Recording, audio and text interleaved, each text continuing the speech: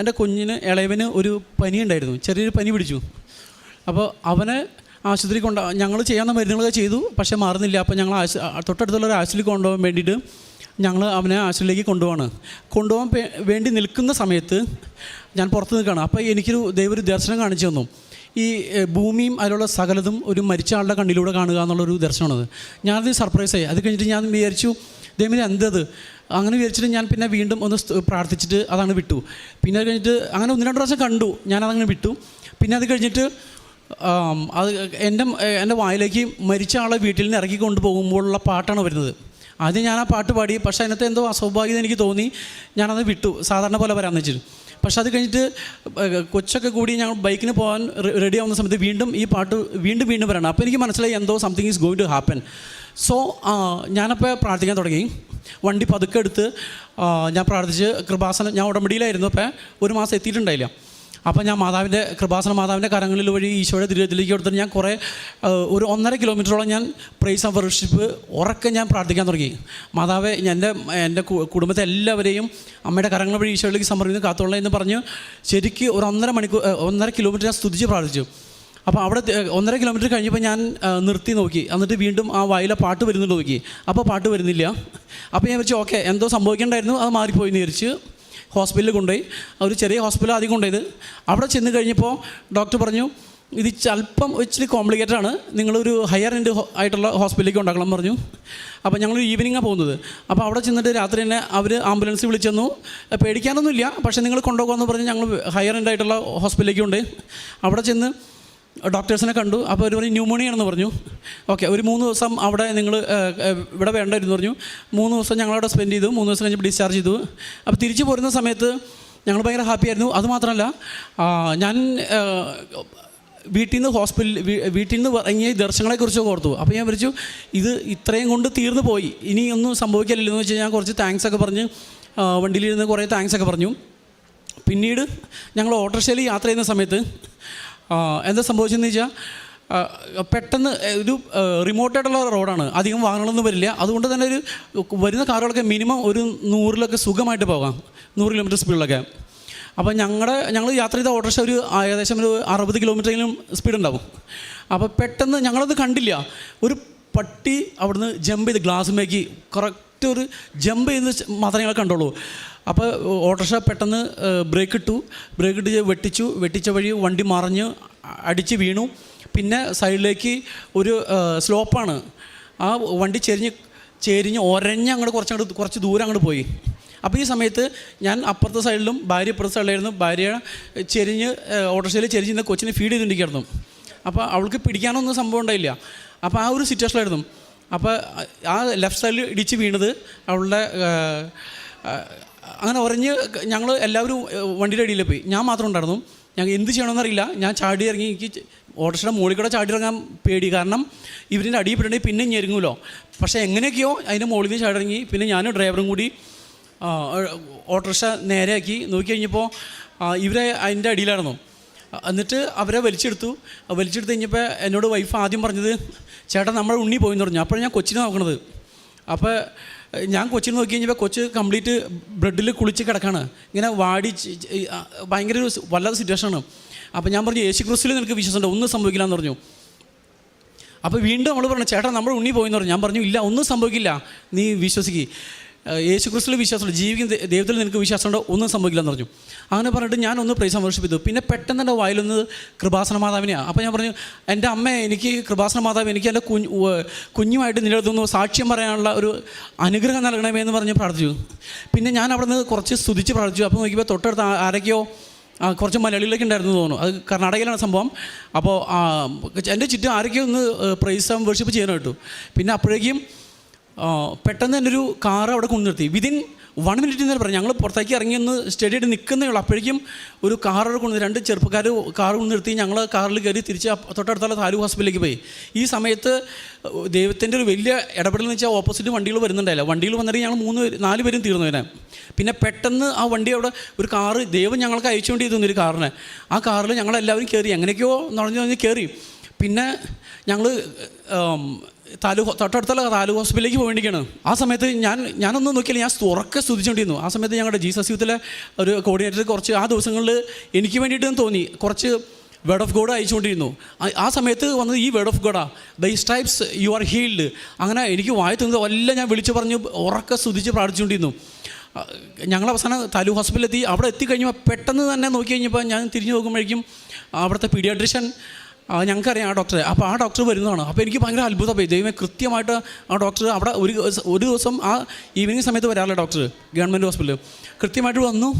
അപ്പോൾ എനിക്ക് മനസ്സിലായ കാര്യങ്ങൾ സീരിയസ്. ഷീലയ്ക്ക് ഓർഡർ കാറിൽ നിന്ന് ഇറങ്ങാൻ പറ്റില്ല, എങ്ങനെയൊക്കെ ഞങ്ങൾ വലിച്ചിറക്കി. എന്നിട്ട് ഡോക്ടർ കുഞ്ഞിനെ കൊണ്ടുപോയി. അപ്പോൾ കുഞ്ഞിനെ കൊണ്ടുപോകുന്നതിനിടയ്ക്ക് ഞാൻ എൻ്റെ കഴുത്തിൽ കിടന്ന ഉത്തരീയം, അത് കുഞ്ഞിനെ ക്ഷമിക്കണം, ആ മെഡൽ കൊച്ചിൻ്റെ തലയിൽ മുട്ടിച്ചിട്ട് പഠിച്ചു. എൻ്റെ അമ്മ എനിക്ക് കുഞ്ഞിനെ കൊണ്ട് നിൻ്റെ അടുത്ത് വന്ന് സാക്ഷ്യം പറയാനുള്ള അനുഗ്രഹം തന്നെ എന്ന് പറഞ്ഞ് പഠിച്ചു. പിന്നെ ഞാൻ കുറച്ച് നേരം അവിടെ നിന്ന് സ്തുതിച്ച് പഠിച്ചു. ഡോക്ടർ അപ്പോൾ കൊച്ചിനെ ട്രീറ്റ് ചെയ്തിരിക്കുകയായിരുന്നു. അത് കഴിഞ്ഞ് ഡോക്ടർ പറഞ്ഞു ഇതിവിടെ നിൽക്കില്ല, നമുക്ക് ഷിമോഗ സർജിയിലേക്ക് കൊണ്ടുവന്ന് പറഞ്ഞു. അപ്പോഴേക്കും അവരെന്നെ ആംബുലൻസ് വിളിച്ചു സർജിയിലേക്ക് കയറി. അപ്പോൾ ഞാൻ ഡോക്ടറെ അടുത്ത് ചോദിച്ചു, ആംബുലൻസ് കയറുന്ന സമയത്ത് ഡോക്ടർ എങ്ങനെയുണ്ടെന്ന് ചോദിച്ചു. നമ്മളൊരു ഹോപ്പിൻ്റെ ഒരു ആൻസറാണ് പ്രതീക്ഷിച്ചത്. അപ്പോൾ ഡോക്ടർ പറഞ്ഞു എനിക്കൊന്നും പറയാൻ സാധിക്കില്ല, കാരണം കൊച്ചിൻ്റെ ബ്രെയിൻ പുറത്തു വന്നു. അപ്പോൾ അതുകൊണ്ട് I can't give you any assurance എന്ന് പറഞ്ഞു. അപ്പോൾ എനിക്ക് ഞങ്ങൾക്ക് കാണാം ഈ തലയുടെ സൈഡിൽ ബ്രെയിൻ ബൾജ് ചെയ്ത് നിൽക്കുന്നത് ഞങ്ങൾക്ക് കാണാം. പിന്നെ അവിടുന്ന് ആംബുലൻസിൽ ഞങ്ങൾ സർജി ഹോസ്പിറ്റലിൽ കൊണ്ടുപോയി. ഈ പോകുന്ന സമയത്ത് ഈ വണ്ടിയിലേക്ക് കയറാൻ ആരും തയ്യാറാവുന്നില്ല, കാരണം ഇതിൻ്റെ ഇടയ്ക്ക് കൊച്ച് പോകുമെന്ന് ഉറപ്പുള്ളതുകൊണ്ട് ആരും വണ്ടിയിലേക്ക് കയറുന്നില്ല. ഞാനും വേറെ ചേട്ടൻ മാത്രമേ ഉള്ളൂ. ഞങ്ങൾ പോകുന്ന സമയത്ത് മാതാവിനെ ജപമാല കുറേ ഉറക്കെ പ്രൈസ് ആൻഡ് വർഷിപ്പ് ചെയ്തു. പിന്നെ അതുപോലെ തന്നെ കൃപാസന മാതാവിനോട് വീണ്ടും പ്രാർത്ഥിച്ചുകൊണ്ടിരുന്നു. മാതാവേ, എനിക്ക് നിൻ്റെ അടുത്ത് വന്ന് സാക്ഷ്യം പറയാനുള്ള കൃപ തരണമേ, എന്നെ സാക്ഷിയാക്കി വരണമേ, എൻ്റെ ലോകത്തിന് മുമ്പിൽ എന്നെ സാക്ഷിയാക്കി വരണമേ എന്ന് പ്രാർത്ഥിച്ചു. ഞങ്ങൾ ഹോസ്പിറ്റലിലേക്ക് എത്തിക്കഴിഞ്ഞപ്പോൾ ഞങ്ങൾ കാണുന്നത് ഞങ്ങളെ നോക്കി ഒരു 7 ഡോക്ടേഴ്സ് നിൽക്കുകയാണ്. എനിക്കത് ഭയങ്കര ഡിവൈൻ ഒരു ഇൻ്റർഫിയറൻസ് ആയിട്ട് തോന്നി. ഡോക്ടേഴ്സ് വന്ന് കുഞ്ഞിനെ അപ്പം തന്നെ കൊണ്ടുപോയി. എന്നിട്ട് ഞങ്ങളോട് പറഞ്ഞ് പുറത്ത് വെയിറ്റ് ചെയ്യാൻ പറഞ്ഞു. ഞങ്ങൾ പുറത്ത് വെയിറ്റ് ചെയ്തിട്ട് ഒരു 15 മിനിറ്റ്സ് കഴിച്ചപ്പോൾ ഞങ്ങളെല്ലാവരും ഉള്ളിലേക്ക് വിളിച്ചു. ഞങ്ങൾ ചോദിച്ചു എന്താ സ്റ്റാറ്റസ് എന്ന് ചോദിച്ചു. അപ്പോൾ ഡോക്ടർ പറഞ്ഞു it was a severe hit, ഇതൊരു വലിയ മേജർ ആക്സിഡൻ്റ് ആണ്, so we can't give you any assurance. Mostly അവൻ്റെ ഹെഡിനൊരു ബോൺ ഉണ്ടാവും മനുഷ്യരെ, അത് ബ്രോക്കൺ ആവാൻ സാധ്യത വളരെ കൂടുതലാണ്. അപ്പോൾ ഞങ്ങൾ ചോദിച്ചു ഇവനെ റെസ്പോണ്ട് ചെയ്യുന്നുണ്ടല്ലോ വിളിക്കുമ്പോൾ. അപ്പോൾ അതൊന്നും പറയാൻ പറ്റില്ല, സീൻ ഈസ് ക്വൈറ്റ്ലി ഡിഫറെൻറ്റ്.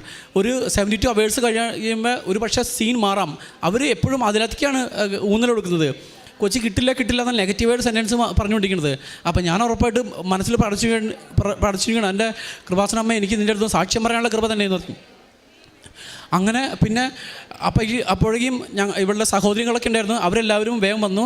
അപ്പോൾ എല്ലാവരും ആ ഒരു 2 ആഴ്ചയ്ക്കുള്ളിൽ എല്ലാവരും ഉടമ്പടി എടുത്തിട്ട് പോയുള്ളൂ. അപ്പോൾ എല്ലാവരും ക്ലെയിം ചെയ്ത് പ്രാർത്ഥിക്കാൻ തുടങ്ങി. മാതാവേ, നിൻ്റെ അടുത്തുനിന്ന് സാക്ഷ്യം പറയാനുള്ള, ഞങ്ങൾക്ക് കുഞ്ഞിനായിട്ട് നിൻ്റെ അടുത്തേക്ക് സാക്ഷ്യം പറയാനുള്ള ഒരു 6-7 പേര് അങ്ങനെ സാക്ഷ്യം പറയാമെന്ന് നേർന്നുകൊണ്ട് ഞങ്ങൾ മാതാവിൻ്റെ അടുത്ത് നേർച്ചയായിരുന്നു. ഞങ്ങളെല്ലാവരും ശക്തമായി പ്രാർത്ഥന. അപ്പോൾ ഓരോരുത്തർ പറയണം, ഓരോ സ്ഥലത്ത് വിളിച്ച് പ്രയർ ഗ്രൂപ്പിലേക്ക് വിളിച്ച് പറയായിരുന്നു.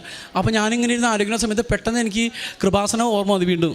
അപ്പോൾ ഞങ്ങളെ ചാലക്കുടിയിൽ നിന്ന് കൊണ്ടുവന്ന ബീന ചേച്ചിനെ ഞാൻ വിളിച്ച് പറഞ്ഞു, ബീന ചേച്ചി ഇങ്ങനെ ഇതാണ് സീൻ. അപ്പോൾ അവർ സ്കാനിങ്ങിന് കൊണ്ടുപോവാണ്, എന്നിട്ട് പറയാം ഇതിൻ്റെ റിസൾട്ട് എന്ന് പറയണമെന്നത്.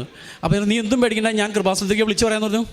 കൃപാസനത്തിൽ വിളിച്ച് പറഞ്ഞിട്ട് ഒരു അരമണിക്കൂർ കഴിഞ്ഞപ്പോഴേക്കും ചേച്ചി വിളിച്ച് പറഞ്ഞു, ഇവിടുത്തെ കൃപാസനത്തിലെ ജോറേനെ വിളിച്ച് പറഞ്ഞിട്ട് അഡോറേഷൻ സ്റ്റാർട്ട് ചെയ്തിട്ട് നീ ഒന്നും പേടിക്കണമെന്നും സംഭവിക്കില്ല എന്ന് പറഞ്ഞു. അത് കഴിഞ്ഞിട്ട് ഇവർ സ്കാനിങ് കഴിഞ്ഞ് തിരിച്ചു വന്നപ്പോൾ എനിക്ക് വിശ്വസിക്കാൻ പറ്റിയില്ല. കരയാൻ പാകത്തിന് പോയ ആൾക്കാരൊക്കെ വളരെ റിലാക്സ്ഡ് ആയിട്ട് വരാണ്. എന്നിട്ട് എൻ്റെ അടുത്ത് വന്ന് പറയുന്നത് തോളിൽ തട്ട് ഒന്നും പേടിക്കണ്ട, കൊച്ചിനൊന്നും സംഭവിച്ചിട്ടില്ല എന്ന് പറഞ്ഞു. അപ്പോൾ ഇത് കേട്ടപ്പോൾ ആർക്കും വിശ്വസിക്കാൻ പറ്റില്ല. ഇത് കേട്ട വഴി എല്ലാവരും പൊട്ടിക്കരയാൻ തുടങ്ങി. ഞാൻ ചോദിച്ചു എന്താ ജോസേട്ടാ എന്താ സംഭവിച്ചതെന്ന് ചോദിച്ചു. അപ്പോൾ പുള്ളി പറഞ്ഞത് അത് വലിയ കുഴപ്പമൊന്നുമില്ല, നീ പേടിക്കണ്ട, ഒരു വലിയ അത്ഭുതം കാണാൻ പറ്റി, അവിടെ സ്കാൻ ചെയ്തതിലൊന്നും വലിയ സംഭവമൊന്നുമില്ല, കുറച്ച് ദിവസം ഹോസ്പിറ്റലിൽ കിടക്കുന്നവർ വേറൊന്നും സംഭവിച്ചിട്ടില്ല എന്ന് പറഞ്ഞു. അത് കഴിഞ്ഞിട്ട് ഇത് കേട്ടതും ഞാനവിടെ പൊട്ടിക്കറിഞ്ഞു, എനിക്ക് മിണ്ടാനും പറ്റില്ല, ഒന്നും പറ്റില്ല. അപ്പോൾ ഈ സ്കാൻ ചെയ്ത കൂട്ടത്തിലൊരു മലയാളി ഉണ്ടായിരുന്നു അവിടെ, കർണാടകയിലുള്ളോ. അപ്പോൾ അവൻ അവിടെ ഇരുന്നിട്ട് ഇരിക്കാൻ പറ്റുന്നില്ല. അവൻ എന്നെ വന്ന് കാണാനായിട്ട് ഭയങ്കര മോട്ടിവേഷൻ. അവൻ എന്നെ അന്വേഷിച്ച് ഓടി വന്നേക്കാണ്. ഇത് ആരാ ബ്രോ എന്ന് പറഞ്ഞ് എന്നെ വന്ന് വിളിച്ച് ഞാൻ ഇത് ചെയ്തുകൊണ്ടിരുന്ന സ്കാൻ ചെയ്തുകൊണ്ടിരുന്ന ഡോക്ടറും ഞാനും കൂടിയാണ് ഇരുന്നത്. അപ്പോൾ ഞാൻ അറിയുന്ന ആളെന്ന് പറഞ്ഞ് എല്ലാം ചോദിച്ചു. ഒരു കുഴപ്പമില്ല, നിങ്ങൾ പേടിക്കേണ്ട, ദൈവം നിങ്ങളുടെ കൂടെ ഉണ്ട്, ഒരു കുഴപ്പമില്ല, ഒരു ചിലപ്പോൾ 2 ആഴ്ചയ്ക്ക് കിടക്കേണ്ടി വരും, അങ്ങനെ കുഴപ്പമില്ലെന്ന് പറഞ്ഞു. അങ്ങനെ ഞങ്ങൾക്കൊരു വലിയൊരു അത്ഭുതമായിരുന്നു അത്. അത് കഴിഞ്ഞിട്ട് വീണ്ടും 2 ദിവസം കഴിഞ്ഞു. 2 ദിവസം കഴിഞ്ഞ് ഇപ്പോൾ കുട്ടിക്ക് വീണ്ടും ഫിറ്റ്സ് വരാൻ തുടങ്ങി. ആദ്യത്തെ ഫസ്റ്റ് ദിവസം ഫിറ്റ്സ് വന്നു, ഞങ്ങൾ പ്രാർത്ഥിക്കാൻ തുടങ്ങി. അത് കഴിഞ്ഞ് 2ാമത്തെ ദിവസം ഫിറ്റ്സ് വന്നു, അപ്പോൾ പ്രാർത്ഥിക്കാൻ തുടങ്ങി. 3ാമത്തെ ദിവസം ഫിറ്റ്സ് വന്നു. അപ്പോൾ ഡോക്ടർ പറഞ്ഞു ഇത് സാധാരണ ഹെഡ് ഇഞ്ചുറി നിന്ന് ഫിറ്റ്സ് വരും, പക്ഷെ അത് 2 ഡോസ് കൊടുത്ത് കഴിയുമ്പോഴേക്കും മാറും, ഈ 3 ദിവസത്തിലേക്ക് ഒരിക്കലും പോകാറില്ലെന്ന് പറഞ്ഞു. അപ്പോൾ ഞങ്ങൾക്ക് വീണ്ടും തീയായി. അപ്പോൾ ഞാൻ വീണ്ടും ബീന ചേച്ചിനെ വിളിച്ചു പറഞ്ഞു. എന്നിട്ട് ഇവിടെ കൃപാസനത്തിലേക്ക് വിളിച്ചു പറഞ്ഞു. പറഞ്ഞു നിനക്ക് വേണ്ടിയിട്ട് അവർ നേരത്തെ അഡോറേഷൻ സ്റ്റാർട്ട് ചെയ്തിട്ടുണ്ട്, നീ ഒന്നും പേടിക്കേണ്ട, ദൈവം അത്ഭുതം പഠിക്കുന്നു പറഞ്ഞു. പിന്നെ ഞാൻ ആ ദിവസം മുഴുവൻ ഇരുന്ന് പ്രാർത്ഥന. പിറ്റേ ദിവസം നേരം ഞങ്ങൾ ഹോസ്പിറ്റലിൽ നഴ്സിൻ്റെ അടുത്ത് ചോദിച്ചു, രാവിലെ ഏർലി മോർണിംഗിൽ ഒരു 6:30 ഈ രാത്രി ഉണ്ടായിയെന്ന് ചോദിച്ചു. അപ്പോൾ പറഞ്ഞു ഈ രാത്രി ഉണ്ടായില്ലെന്ന് പറഞ്ഞു. അത് ഞങ്ങൾക്ക് ഭയങ്കര ദൈവത്തിൻ്റെ ഒരു പരിശുദ്ധ അമ്മ ഞങ്ങൾക്ക് വേണ്ടി ശക്തമായിട്ട് മധ്യസ്ഥം വെച്ചൊരു വലിയൊരു അത്ഭുതമായിരുന്നു ഞങ്ങൾക്ക്. പിന്നെ അത് കഴിഞ്ഞിട്ട് 1 മന്ത് അവൻ ഹോസ്പിറ്റലിൽ കിടന്നു. ഈ ഹോസ്പിറ്റലിൽ കിടന്നു കഴിഞ്ഞപ്പോൾ എനിക്ക് മനസ്സിലായി ലക്ഷങ്ങൾ പൊട്ടുമെന്ന് മനസ്സിലായി. കാരണം ആ ഹോസ്പിറ്റൽ അത്രയ്ക്ക് കോസ്റ്റ്ലി ഹോസ്പിറ്റലാണ്. പക്ഷേ ഞാനപ്പോൾ ജോബിലല്ലായിരുന്നു, അതുകൊണ്ട് തന്നെ എനിക്ക് ഇൻഷുറൻസ് കവറേജ് ഉണ്ടായില്ലായിരുന്നു. ജോബ് ഇട്ട് കഴിഞ്ഞപ്പോൾ ഇൻഷുറൻസ് കവറേജും ക്ലോസ് ആയിരുന്നു. അപ്പോൾ എനിക്ക് മനസ്സിലായി പൈസ ഇല്ല, അവിടെ ലക്ഷങ്ങളോടെ കയറി ചെല്ലാൻ പറ്റുള്ളൂ. അപ്പോൾ ഞാൻ മാതാവിനോട് പറഞ്ഞു, മാതാവേ എനിക്ക് പൈസ ഇല്ല, നീ എനിക്ക് പൈസ ഒരുക്കി തന്നെ എന്ന് പറഞ്ഞു. ഞാൻ പ്രാർത്ഥിക്കാൻ തുടങ്ങി. പ്രാർത്ഥിച്ച് കഴിഞ്ഞപ്പോൾ ഞാൻ എൻ്റെ വീട്ടിൽ അമ്മച്ചിയുടെ അടുത്തും പറഞ്ഞു. അപ്പോൾ ഞാൻ പറഞ്ഞു ഇപ്പോൾ ഞങ്ങൾക്കൊരു ബോധ്യം കിട്ടി, പൈസ ആവശ്യത്തിൽ കിട്ടുമെന്നൊരു ബോധ്യം കിട്ടി. അമ്മച്ചി അത് പറയുകയും ചെയ്തു എന്നോട്, നിനക്ക് പൈസ കിട്ടും, പേടിക്കണ്ടെന്ന് പറഞ്ഞു. പിന്നെ ഞാൻ ശക്തമായിട്ട് പ്രാർത്ഥിച്ചിട്ട് എനിക്കറിയില്ല, പൈസ എൻ്റെ അക്കൗണ്ടിലേക്ക് പറന്ന് വന്നതിൽ എനിക്ക് തോന്നി. എവിടെ നിന്നൊക്കെ വന്നത് എനിക്ക് ഒരു എത്തുമ്പോഴത്തും കിട്ടില്ല. അത് അപ്പോൾ പക്ഷേ ഈ കാശ് ഒത്തിരി പൊട്ടാണ്, കാരണം അതുപോലെയാണല്ലോ കൊച്ചിന് വേണ്ടി ചിലവായിക്കൊണ്ടിരിക്കുന്നത്. അപ്പോൾ ആ ഒരു സിറ്റുവേഷൻ വന്നു കഴിഞ്ഞപ്പോൾ പെട്ടെന്ന് 1 ലക്ഷം കയറി കഴിഞ്ഞാൽ പെട്ടെന്ന് 20,000 പോകണം എൻ്റെ അക്കൗണ്ടിൽ നിന്ന്.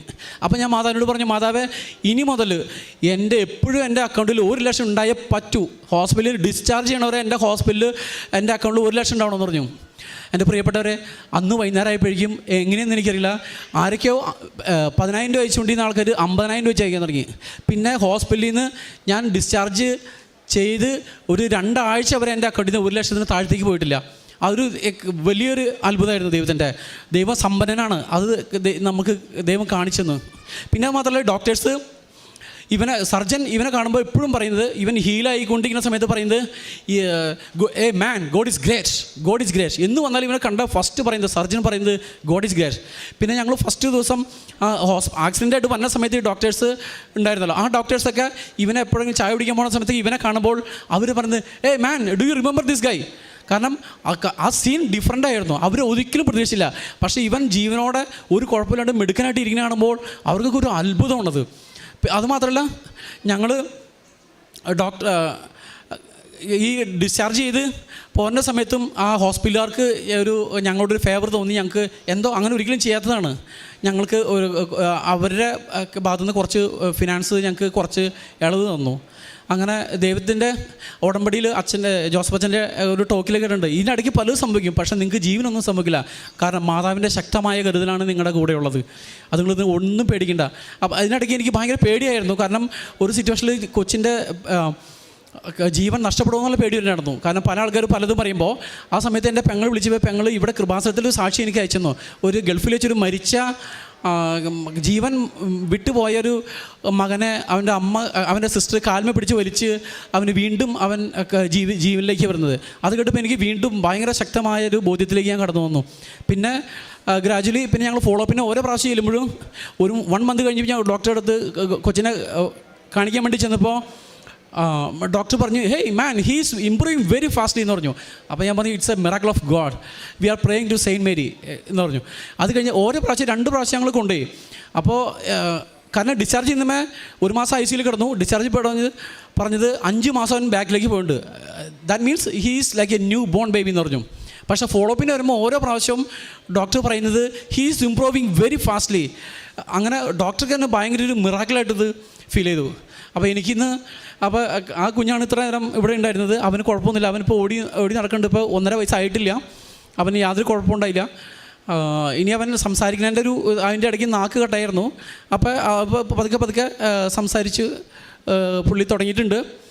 അപ്പോൾ ഇത്രയും വലിയൊരു അനുഗ്രഹം ഞാൻ വലിയ ആ ഒരു അപകടത്തിൽ വെച്ച് ഞാൻ എൻ്റെ മാതാവിനോട് ചോദിച്ചായിരുന്നു, എനിക്ക് എൻ്റെ കുഞ്ഞിനെ കൊണ്ട് നിൻ്റെ അടുത്തുനിന്ന് സാക്ഷ്യം പറയാനുള്ള എന്നെ സാക്ഷിയാക്കി മാറ്റണമേ എന്നുള്ളൊരു പ്രാർത്ഥന ഉണ്ടായിരുന്നു. അതെനിക്കിത് ഇന്ന് ഈ സമയം ഇപ്പോൾ ഫുൾഫിൽ ചെയ്യാൻ പറ്റി. താങ്ക്സ് ടു ഗോഡ് ആൻഡ് കൃപാസന മാതാവിന് കോടാനുകൂടി നന്ദി. Praise the Lord.